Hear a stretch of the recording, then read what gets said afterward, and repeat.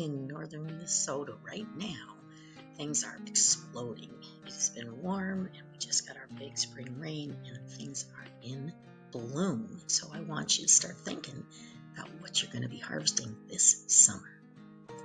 Most of the spring flowers you see now that will produce fruit this summer are in the plant family Rosaceae.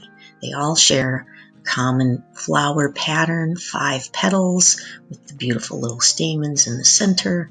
I'm going to introduce you to some of my favorites. Wild strawberries flower in late May, and you'll look for them in early June for the berries. They look very similar to the cultivated strawberries if you've ever been to a pick your own.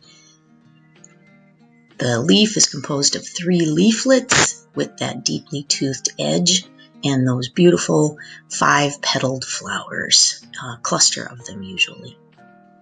If you're driving around country roads looking for beautiful things, you will undoubtedly see these little shrubs of beautiful sprays of white flower. Those are Juneberries.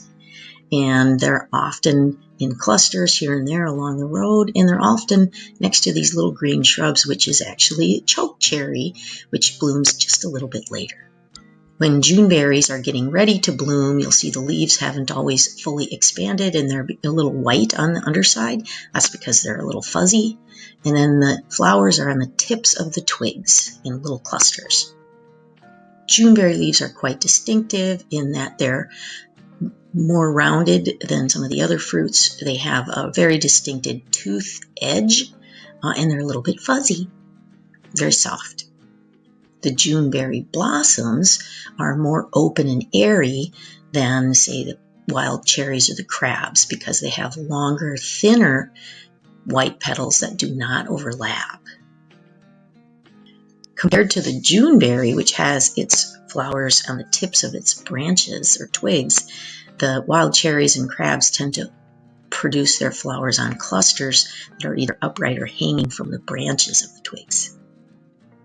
The wild cherry blossoms are also more distinctive. They're usually larger, and they have larger, rounder petals that tend to overlap, but they are certainly pretty. Wild cherry and crabs have smooth, not fuzzy, more pointed leaves with very, very fine teeth, but not those larger teeth that you saw on the Juneberry leaves. Chokecherries open their leaves more fully before they bloom. That upright cluster of what looks like little green berries are actually flower buds, and when they open up, you'll see a beautiful spray of little cherry blossoms on that upright cluster. They're very distinctive looking. So if you've spotted those wild strawberry flowers, you will expect to see fruit sometime in early to mid-June.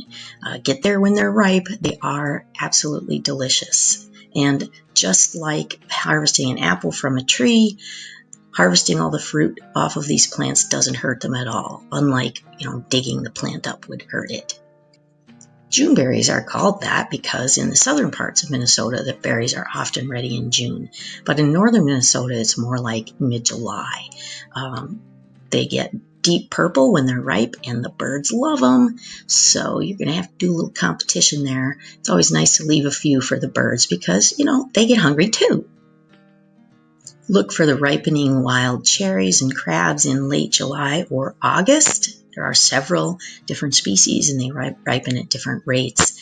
But just, gives you a chance to keep plugged into the forest and see what lovely things grow. So I hope you enjoy it. I hope you enjoy watching this video as much as I enjoyed making it, and that it'll be a valuable resource to help you get out and start exploring nature all around you. Take care. Have fun.